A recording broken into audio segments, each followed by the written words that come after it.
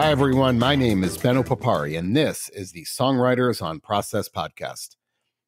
Since 2010, I've interviewed over 300 songwriters about, well, their songwriting process. I don't care about favorite cities, tour stories, favorite foods, or anything like that.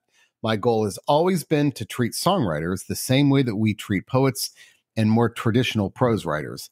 They are writers, plain and simple. In these interviews, we go deep into the specifics of the writing process. This is no, hey, do you start with the lyrics of the music type of interview. Now, a little bit about me. I'm not a songwriter. In fact, I've never written a song in my life. I have a PhD in English language and literature, and I'm a former academic. So as a prose writer, I enjoy exploring how my process intersects with those of songwriters. This is an intelligent conversation about writing between two writers, and that, of course, means we talk a lot about books. The site features interviews across all genres, from metal to jazz, from country to that big category known as indie.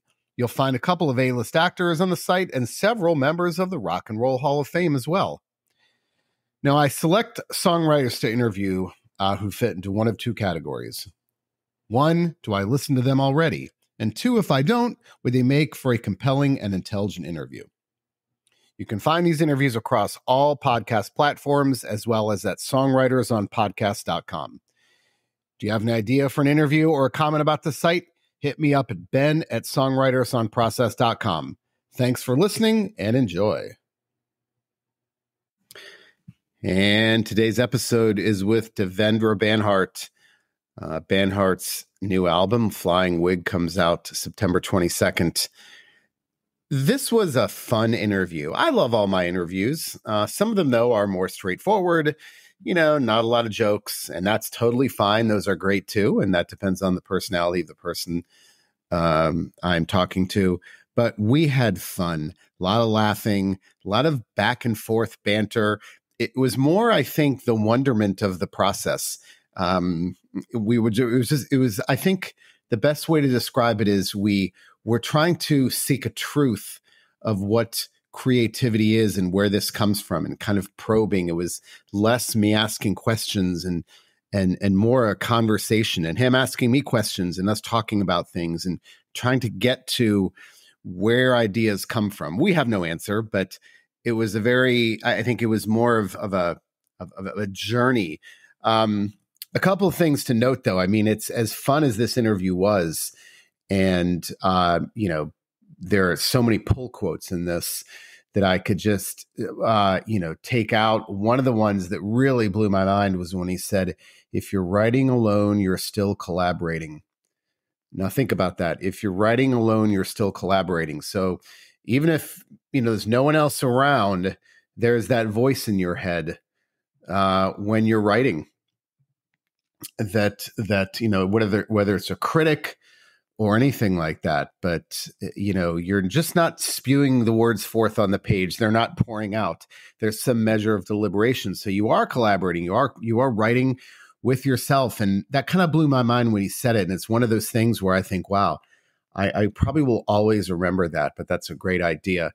The other thing you can't see in this, because obviously it's a podcast, is once again, we talked a lot about books, a lot about poetry. It is deeply distressing to me how few songwriters, or people, I guess, in general, read poetry. Just so few songwriters I've interviewed. Although I've had a spate of luck recently of those who are fans of poetry. But we talked about the importance of poetry, not just to the world, but also to songwriters, and why poetry plays a major role in his life. He reads every day. He writes every day.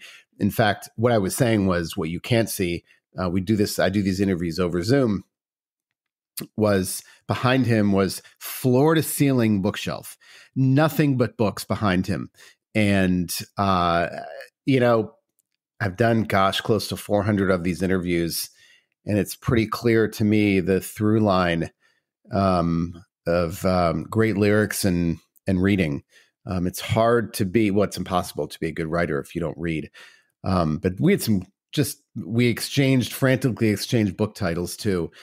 But again, I think, what really struck me was the importance of poetry. And how that's important, not just to us as a society, but also, and I know that just sounds like an old fashioned thing to say, but how songwriters can benefit from poetry.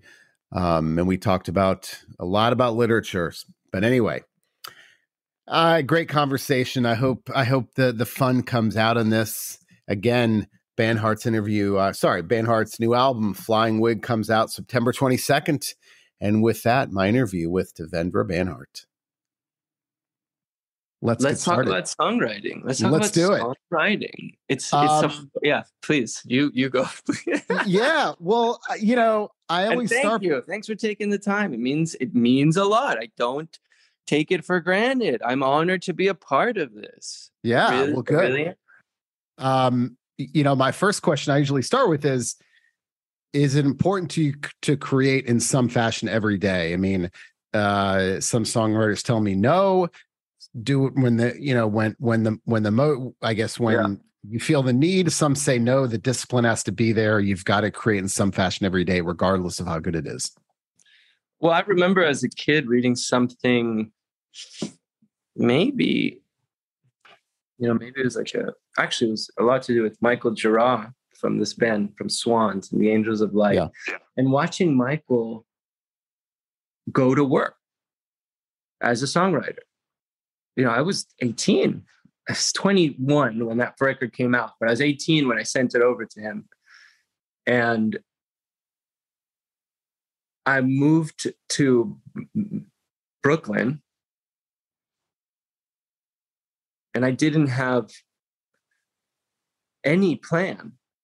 I just knew that this was a time to just really give it a shot, really go for it. And that meant living in a really I couldn't even imagine today. I found my bed in the garbage because there'd been that bed bug infestation. And so there's these beds everywhere, and I didn't even think of it. I just thought, I need a bed, so I'll just grab it from the dump. I'm not kidding. But I remember that's an illustration of how much I was just going for it and not really trying to do anything other than make enough money. I was a busboy at Angelica Kitchen to just get some food, even though I would also scrape the food off of the people we weren't eating. Things I wouldn't be shocked of today. I don't even like shaking people's hands. I'm a fist bumper way before the pandemic. It's disgusting shaking someone's hand just because, I know what I do with my hands. My God. And I go to the men's bathroom. Nobody washes their fucking hands. The point is, all that is to say that I remember when I first moved to New York and I'm meeting Michael Girard. I was a huge fan of Swans, Angels of Light. And I watched, we get eventually just like hanging out all the time, and I'm seeing his process. And his process was, okay, I wake up, I've got my rituals, I got my things, and now I'm going to the office. And the office is just a room with a desk and a guitar and a pen and paper.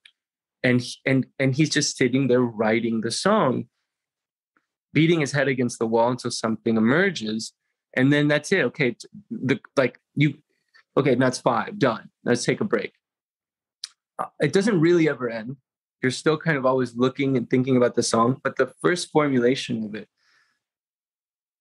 I think my whole point is that I related so much more to sitting down and having the discipline to give attention to something as opposed to waiting for this inspiration thing to happen. And I remember when I was much younger, I was 14, reading like Paul McCartney has a dream and he wakes up and he's just playing Yesterday. My gosh, that's so magical to hear that, right? It definitely captivates your imagination. You go, whoa, that's what songwriting can be like that. This thing that arrives like, whoa. But it never happened to me. I never woke up with a song. I have dreamt of a disco song, and I thought this would be good, but I didn't remember it when I woke up. But that kind of thing of it requires treating it not like a job, but having the discipline to give attention until something starts to emerge was really big for me. And I'm so it's amazing. I think people, I don't even know what is inspiration. I get inspired to work. It's not like the inspiration makes the thing happen. Well, for me, there's a sense of anxiety if I don't write for a few days, or also if I don't read, because I think that I can't be a writer unless I read. It's not possible. And I there's an anxiety after a few days when I haven't done those things. And I feel like I really should be doing those things. So for me, it's also just anxiety. If I haven't created or read, that's what drives me there. So if you're not in that space for a few days, do you get that growing anxiety? I try to write one line a day.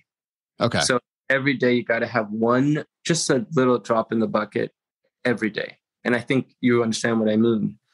I guess, trying to get to that where I'm not waiting for this aha moment. I know what the song is. Every day I contribute a little bit to this mysterious thing, to this investigation. What is this going to be about? Maybe there's some image, maybe there's something, but in order to get to that kind of that landscape where all the materials are there and it's about arranging them in a certain way or shaping the form of it, that requires, I think, a daily contribution to what that might look like. So on my desk, there's always a little notebook. And reading is a big part of my day. There's also, every single day, something needs to be read. And it's,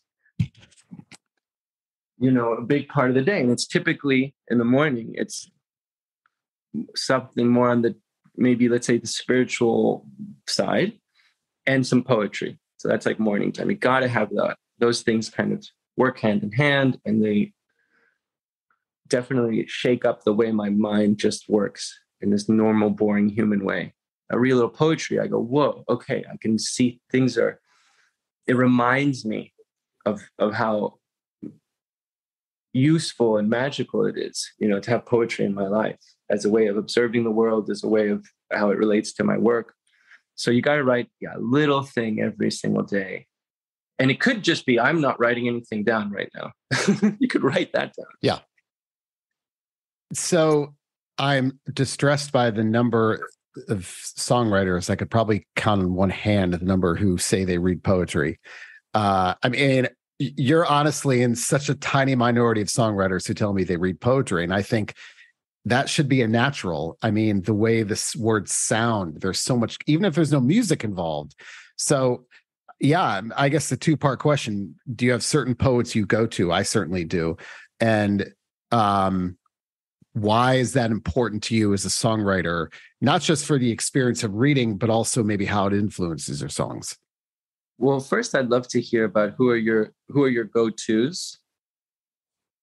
And I have some go-tos, but right now it's about always having a new book of poetry in rotation. So at this moment, it's Jack Gilbert's collected poems.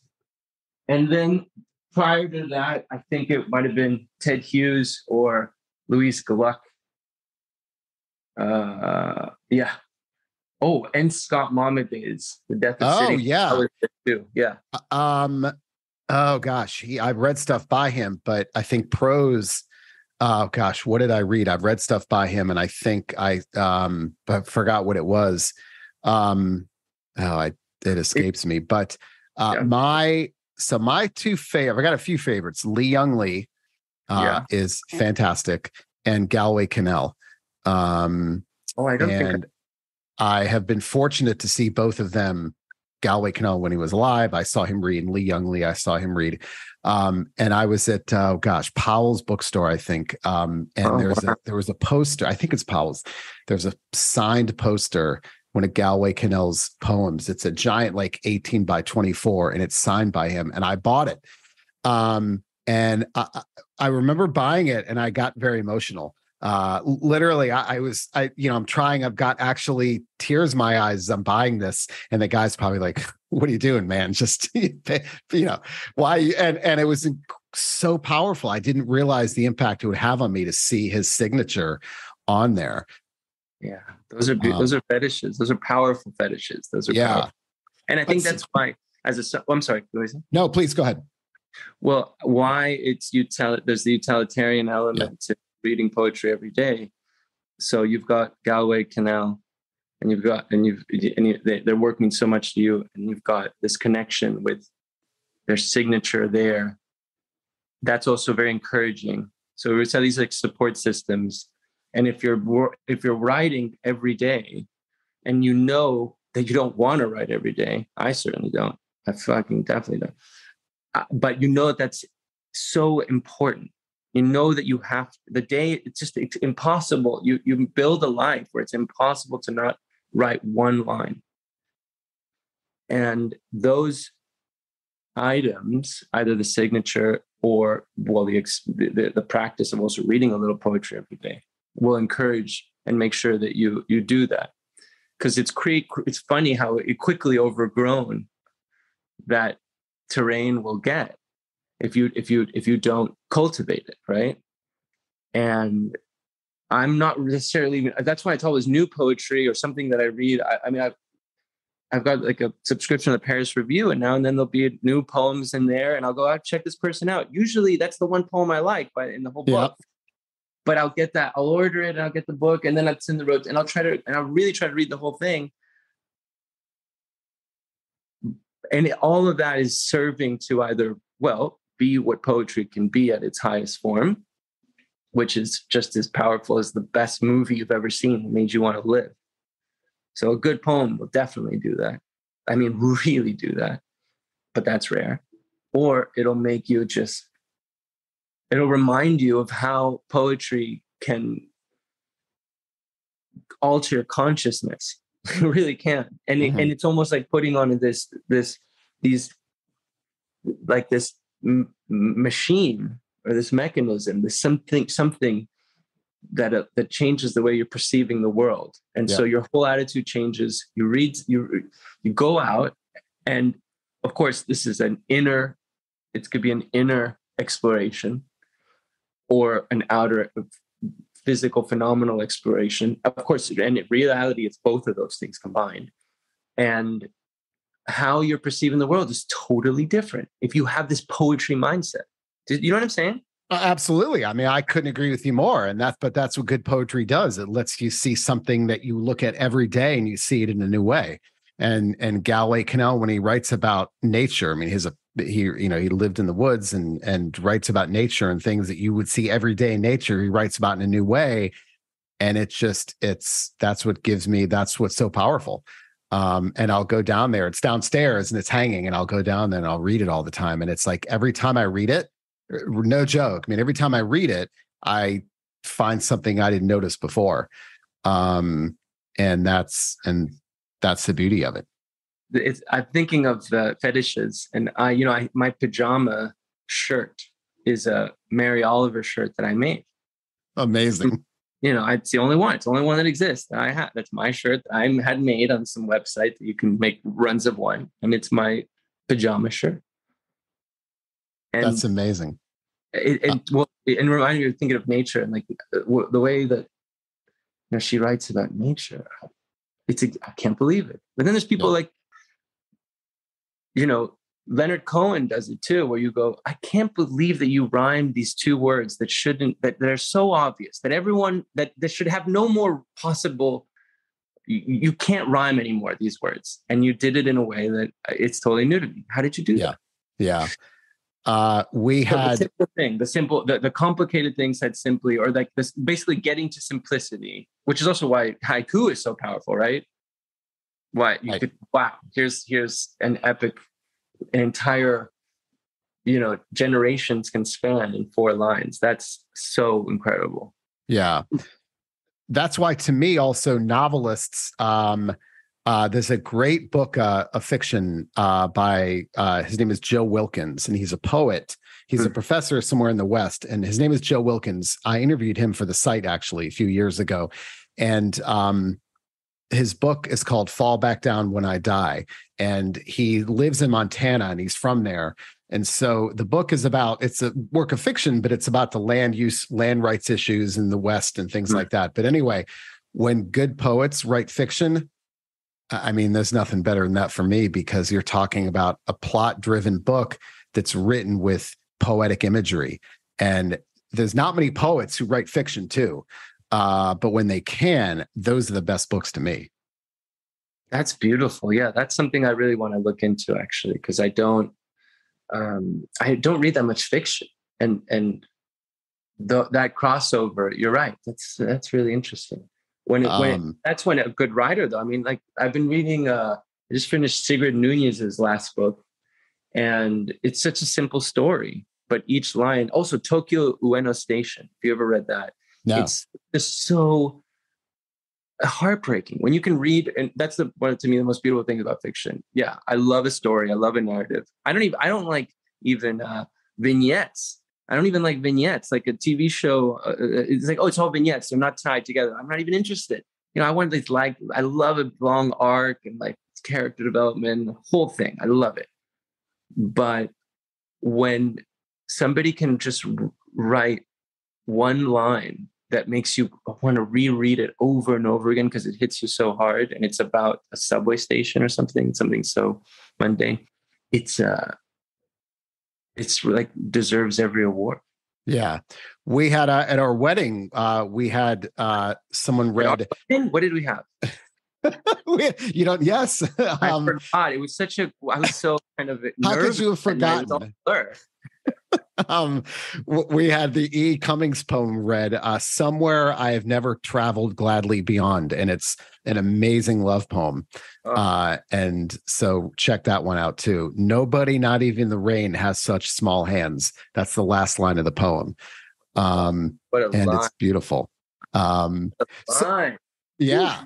Good stuff. So, okay. So this one line, I'm interested. When you write this one line, are you done after? Is it, if you feel like you're getting somewhere, do you write more? Is that sense of accomplishment? No one's ever said, I just write one line. I've heard people say 1 page, 2 pages, a half hour, but one line. Why the one line? Well, it's 1 line minimum. Okay. Yeah. 1 line minimum. And it doesn't mean that I won't get more than 1 line. More often than not, I only have that. It's only 1 line, but I got 1 line. And I go, okay. The day wasn't total failure.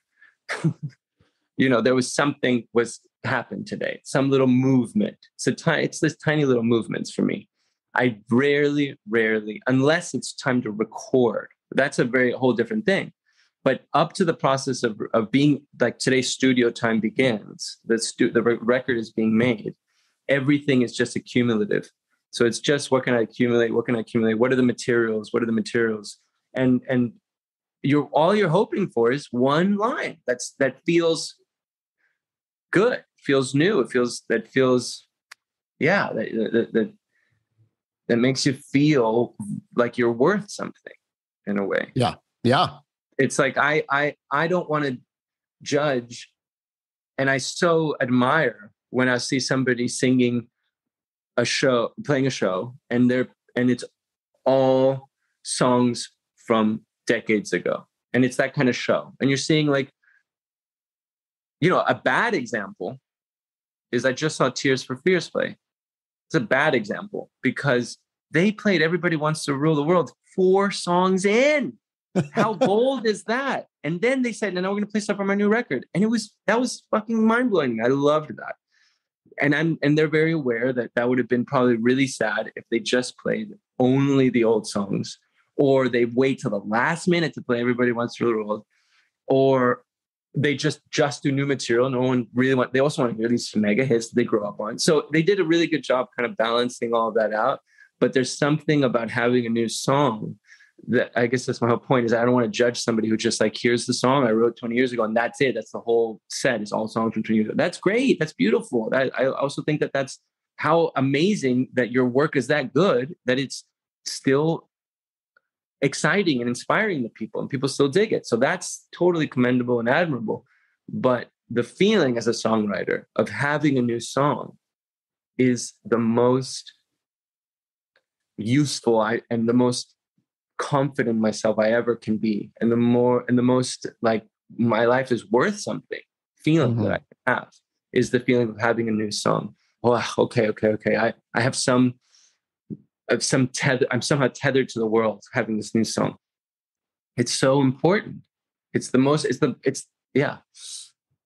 I think it's when somebody asks me what matters to you in this context, without a doubt, it's having a new song is what's really important to me. And it's at the cost of certain things, but the word sacrifice Sacrifice is the root of that word is sacred office.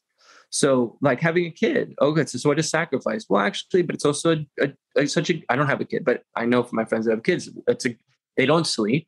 They're, you know what I mean? They're miserable and it's like constant, but it's also the greatest thing in their lives. And that's what a real sacred office is. It should be something that it's because so I'm using that as an example of what high sacred office. But for me, songwriting is that it's not fun. I'm never having fun.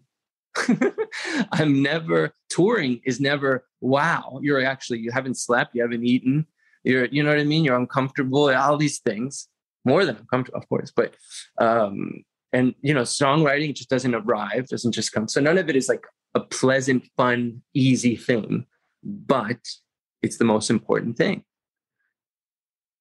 And having a new song it's the only thing that really matters to me. Yeah. So when I'm interested speaking. What was the question? No, well, I'm not even sure what it was. Food? Was it about my favorite food? Yeah. It was not your favorite food and your favorite tour story. So I'm big on the ritual of the process. So for example, if I may write in this chair, but I always revise in that chair behind me. Yeah. But honestly, this is my workspace here. And I hate to have my workspace and my prose writing, which is different, in the same space. While I usually actually write downstairs, my point is I'm big on recognizing what works and what doesn't. And, and maybe that's a hindrance because it kind of restricts me, but I just don't like to I know that revising and writing shouldn't be in the same space. And I know that I need to associate that writing because like you, it's, it can be difficult. I know that I've got to associate it with some kind of positive experience or positive environment. So how important is that ritual? Speaking of Paris review interviews, because that's what they talk about. How important is that ritual, whether it's time of day? Yeah, the dedicated space that you're describing. So important. Yeah. So important. And I typically you want that to be a clean and beautiful space, a space that feels beautiful, that feels spacious, Doesn't have to be. It could be tiny, but the feeling of a type of spaciousness, I think should be there. So then you can work with space, because that's what you're doing as a songwriter. You don't want to fill it all in. You're working with space. You're working with emptiness.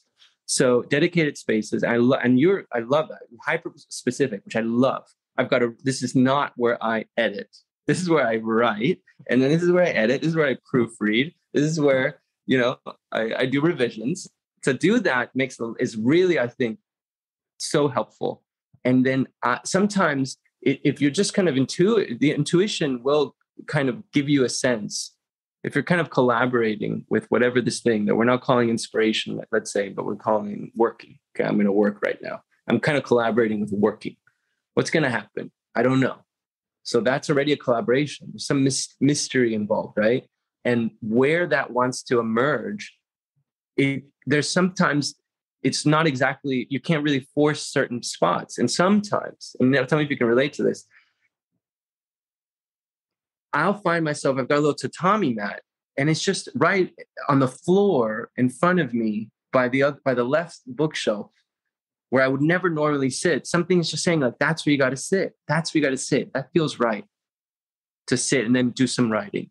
Or it'll be in the back of the house by the loquat tree. Something is saying under that's a good place to edit some of the stuff. So, you know what I mean? I think like with every body of work, so either every album or every book, those designated spots do shift, at least for me. And I think that is so weird. Mm-hmm. But I think having, those dedicated spaces, if you can do that, is so amazing, is so helpful. And that's, traveling is a great time for accumulation. I look at traveling as I'm going to go out there, gather as much as I can, and then assemble it all in a space in front of no one, in a very special, dedicated space. And I think that's really funny. And something happens on tour, though, It's like, because we're not writing. Can you imagine a performance where an author is, people are coming to see them write the book? Yeah, Right. it's never going to happen. And they're really, but it'd be incredible if they could figure that out, to just really block everyone out and just really write. And it's it's projected. And they sat in the clear evening light, whatever it is, And no, that's not good. It'd be an amazing, weird performance. And if it's yeah, wow, geez, I'd like to actually see that. But it just doesn't work that way. It's such a private thing. And it's funny thinking of Sigrid Nunez. She has a line in her last book. It says, every writer carries a banner, and the banner reads loneliness. And it's true. It's just true. And that's a part of it. And it's tough. And, that's sometimes, until like you said, you're married, and I don't know what your partner does, but as a writer, there's a moment where you have to explain that it looks like I'm doing nothing, but that is right. not. I know it looks like right now is a good time for me to help you do something or do da. I'm actually working right now, but I know it looks like I'm doing nothing. But don't you think, it sounds like we're on the same wavelength as far as that dedicated space, but often I fear that what that does is it's easy to not write because you think, I'm not in that space now. I'm on an airplane and I don't write well on airplanes. I'm in a hotel room. I don't do hotel rooms that well. So that's my fear, is that it's an easy way out of it if you feel like that's the only place to do it. Yeah, I know what you mean. I have that for sure with the musical part of it, where I'm not gonna. Yeah, definitely the musical part of it. I can relate to that so much. There's like two places I will play the guitar in the whole world, But with writing, I just got into that thing of having to write every day. So it doesn't matter just where I am, just one line at least. And as a kid, I remember my dad being like, he was concerned because I was just writing and we're trying to have dinner or do something. I'd be writing about what we're doing, and he would just be like, be here, be present. He's a yogi, and he wanted me to just be present. You didn't want this kid that's totally like, it'd be probably equivalent to seeing your kid just like on playing video games all the time. Hey, be here a little bit. I get it. You can do that some other time, but right now we're having dinner. Be with me here. And I was so pissed hearing that. No, I'm doing this thing. Don't you understand? I am being here.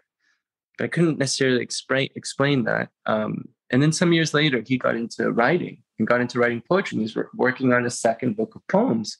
And he kind of, I understand a little bit more that it's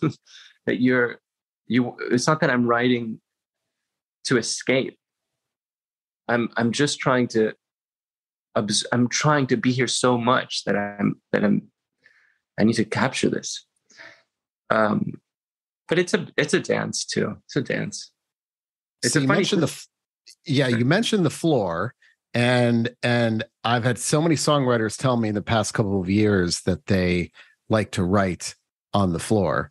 And I interviewed Britt Daniel from Spoon a couple of years ago, and he told me that he still writes on the floor because when he started writing and he had no money, he couldn't afford a couch. So he wrote on the floor, and now he can afford a couch, but he still likes to write on the floor because of that ritual. I don't know what it is about the floor, but I've heard that a lot recently, that the floor is a place where people get a lot of writing done. That makes sense. We naturally want to put our feet in the ground. And having those rituals are really important. And for example, Stephen Merritt still goes to a bar near his house and orders a cocktail and writes for 8 hours. I mean, writes for 8 fucking hours. That's amazing. And it shows. He's one of the best fucking songwriters. It's unbelievable. And those kind of, I have a little bit of a ritual. I'll walk around the lake near my house, and then I'll go to this like Mexican bar and order a martini and go to the corner. No one's around, and it's around 6. No one's there yet. And I'll just those are dedicated weird rituals of pouring out. So I'm going to do a lot more than just one line, but those are kind of the fun blah, see what sticks. They don't not typically, but sometimes maybe 4 or 5 pages in, one line or word will come of it. So that's like a kind of breaking it up kind of a practice, right? But the thing of the dedicated space and the space telling you where to be, and it's weird, it's a weird thing. You find yourself on the floor too.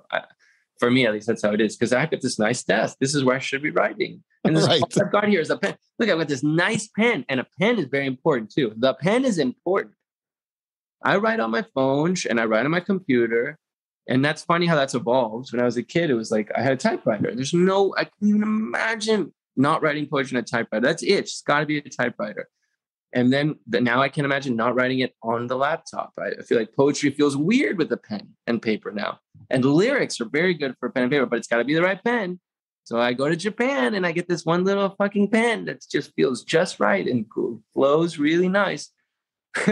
These kinds of things. It's so funny. Now, listen, I tell people in these interviews, I could do an entire website dedicated to the brand of pen, the color of ink, and the paper that songwriters, I mean, you are one of many who say it's got to be this color, it's got to be this type of pen, and it's got to be this type of paper. And that's the only way to do it. So we'll make do. Of course, we're always going to make do. And we know that this thing called, oh, that's a good line, is going to come. The only time we know it's not going to come because of our pen it's not going to come when we not because of, but when we have our pen or when we have our pad out or when we have our phone or laptop, it's going to usually come at the worst moment possible for sure, and it's going to come when that's very far. Something to record that line or idea is not so close to us. Typically, at least that's the way it works for me. And it's hilarious. Then you go, okay, keep your mind. Don't forget until you get back home, till you get to a pen and paper. But so it's going to come and we'll make do with whatever we got. If we can, we have a stick and some sand, sure, we'll write it on that. But having a nice pen makes a really big difference. I totally get that thing. It's got to be the right pen. Using a bad pen, it feels like you're writing bad. It really does. Funny thing. I think about this. I'm laughing because I've been to so many famous authors' houses, and I remember seeing Eugene O'Neill where he wrote Long Day's Journey into Night, and there's his writing desk and there's Hemingway's desk. There's no part in those houses where they say, here's where the author wrote on the floor. There's no famous floor. It's always famous desks. And isn't that like, I'm thinking about that now. It's no one. Yeah, that's where Hemingway wrote Sun Also Rises, on that floor. Yeah. But so it's so funny that if you were to say to a prose writer, I mean, for prose writers, writing every day that's the way it happens. Like no prose writer will ever say, yeah, I you know what? I just write when the boot strikes. But I think it's interesting that songwriters often don't do that. For songwriters, it is often when the inspiration strikes. But if you say that to a prose writer, they'll say, get the hell out of here. That's no way to do it. But I find those things interesting. But the floor, I've yet to read the prose writer who says, I wrote that novel, right in the corner. Yeah. There is that thing of, yeah. I mean, I know earlier I was saying that inspiration, I don't even know what that is. But now and then, what I mean is that now and then when something does emerge out of nowhere, that strange little very rare thing. Let's think of it as a rainbow in a blue sky. It's a fleeting and very rare moment. That'll always come at the worst time, is my point. Right. But yeah, there should be, more. This is the floor. This is the Starbucks toilet where it's so satisfaction.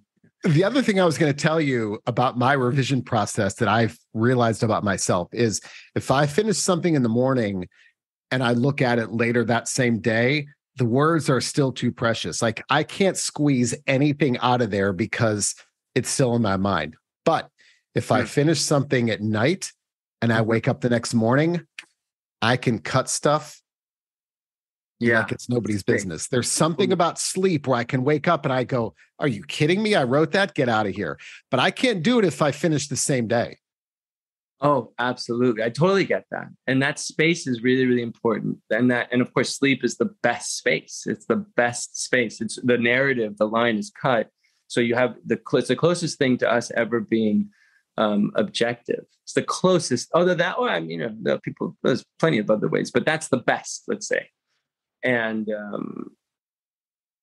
I've seen, overworking something can be the death of the thing too. And I remember that with friends who play me the demo of the song. It's just gorgeous. And then they'll work on it a little bit. Oh, wow, you got it.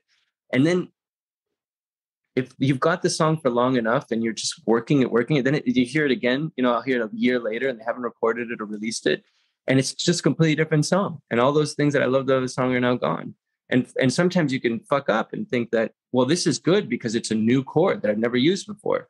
This is a new word I've never used before. And we can overwork things. So it's also important to know when to stop. I unfortunately have the opposite problem where I put things out that are most of the time totally not even half baked. But it's a funny thing how that space can reveal so much of the piece. Often I think, gosh, I wish I wonder, after you do the tour for the album, you go, now I want to make the record. Now I can record the record because so much was revealed in the live performance. Oh, I could have gone to this moment. Could use that word. That happens quite often. It's a bummer, but something just kind of ride. But yeah, the space thing is important. Yeah, for sure. Yeah, and again, like it's all about knowing that works for me, and it's something about going to sleep, and it's comforting to know that when I wake up the next day, excuse me, that I'll have no problem getting rid of those words that were so precious to me an hour before. But speaking of sleep, and as a visual artist, I don't know if you read this study. So there was an article in the Smithsonian Magazine, this is a couple of years ago, about this space. I forgot what it's called. There's a space between, it's not when you're asleep and it's not when you're awake, but it's that space that we're in when we're kind of drifting off. And there's what they talked about was how Salvador Dali would use that space. And so what he would do is there's a picture of him in the article. He's sitting in this very uncomfortable chair and he's holding a skeleton key in his outstretched hand. And there's a saucer on the floor. When he'd drift off, the key would drop. It would make a sound. He'd startle. He'd wake up and he'd go paint. And they actually replicated this in the lab. They found that was an especially fruitful time. And again, it's not in the middle of the night. It's when you're just about to fall asleep and all those things are happening. And there's a term for that space. I forgot what it is, but he actually used that. And the picture is hilarious. But he said, that's when I get my best ideas. That's either an amazing true story or good PR, They replicated it in the lab, though. It's crazy. No, that makes sense. I mean, that really does make sense. That liminal place is when we get out of the way too. Yeah. So I've heard that through the years, like, the best work happens when you get out of the way. And that's how you do it. That's it. You just get out of the way. And there's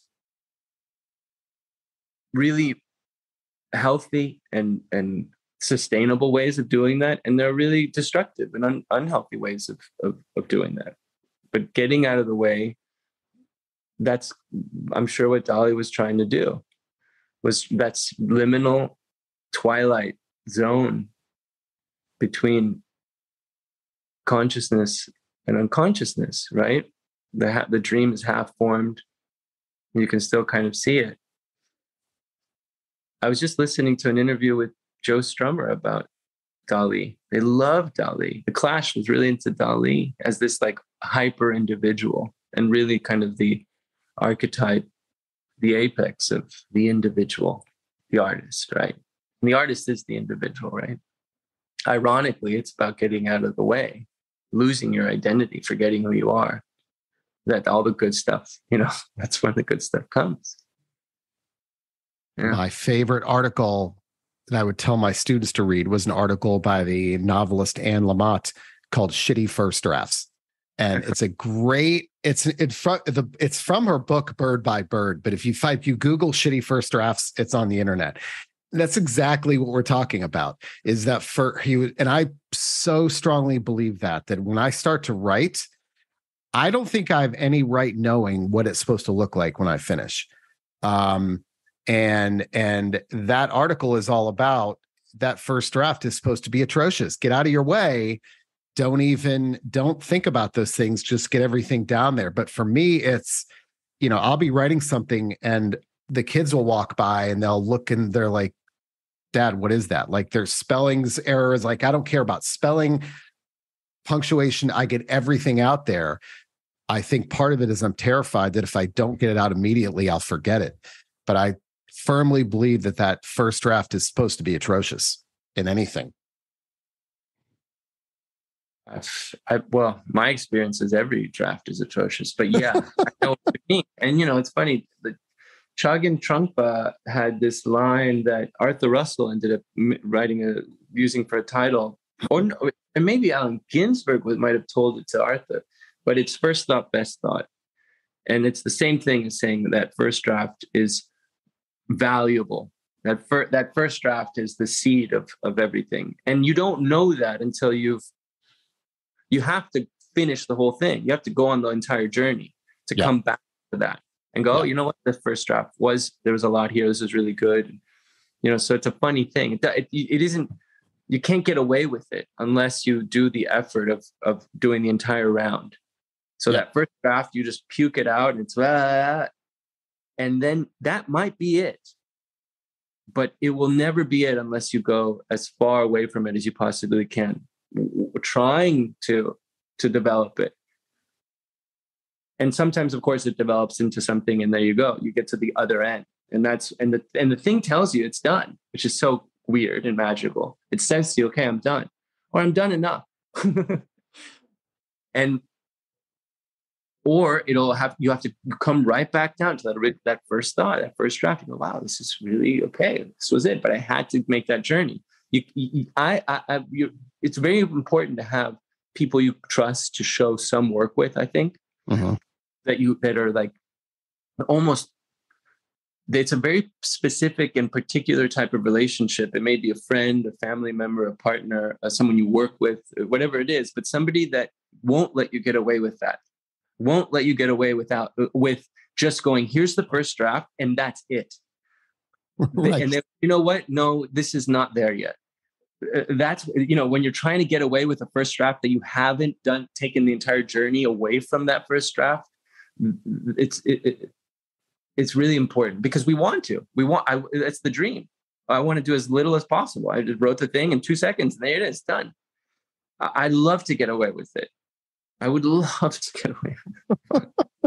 But then, and it's such a bummer because you're trying to get away with it. And then, the person will write back, you know what, we could use this. What do you think about that? And you go, oh, fuck, you're right. I know you're right. But I was trying to get away with it. Yeah. I'm going to end with this quote I've got over here that this is my favorite quote that songwriters love by the novelist E.L. Doctorow. I'm going to read this and I want to hear your thoughts on this. Writing is like driving at night in the fog. You can only see as far as the headlights, but you can make the whole trip that way. Will you repeat? I will, because it's so good. Yeah. Writing is like driving at night in the fog. You can only see as far as your headlights, but you can make the whole trip that way. Wow. Isn't that great?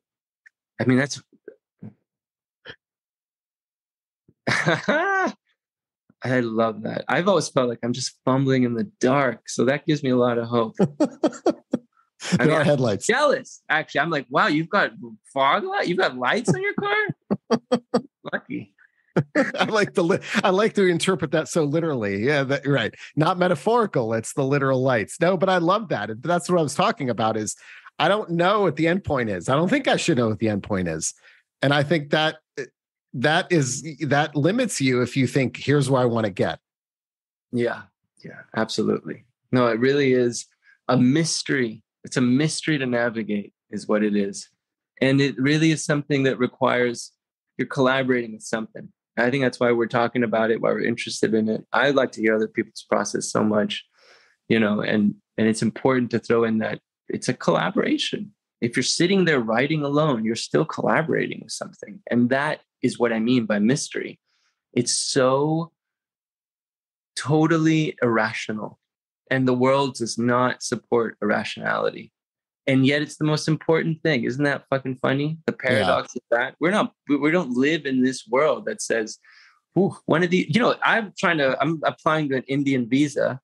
And there's a million options for when they ask what your job is. And writer or songwriter are not on there. Okay. Those are not things that people, that the artist is not on there, painter's not Right. on. I thought, wow, none of the things that I'm actually interested in are on here, or the things that the real bureaucracy considers to be of any use to society. It's a funny thing, but just wait till you're heartbroken or someone you love dies. Poetry is going to come in handy. And that's it for today's episode. Check back in a couple of weeks for a new episode. I do try to post these every 2 weeks, sometimes with more frequency, sometimes with less. A lot of that depends on my work commitments, my family commitments, and also when artists can talk to me. It's not easy to get these interviews. Speaking of interviews, did you know this is a relatively new podcast? I only started podcasting about a year ago.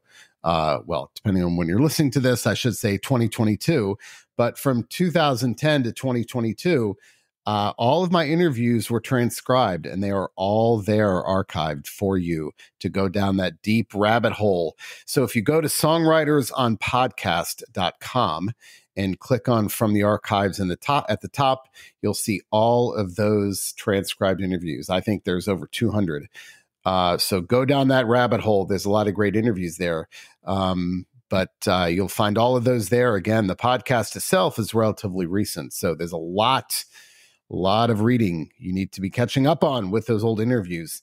Speaking of interviews, if you have suggestions for interview subjects or want to comment or complain, anything like that, email me at ben@songwritersonprocess.com.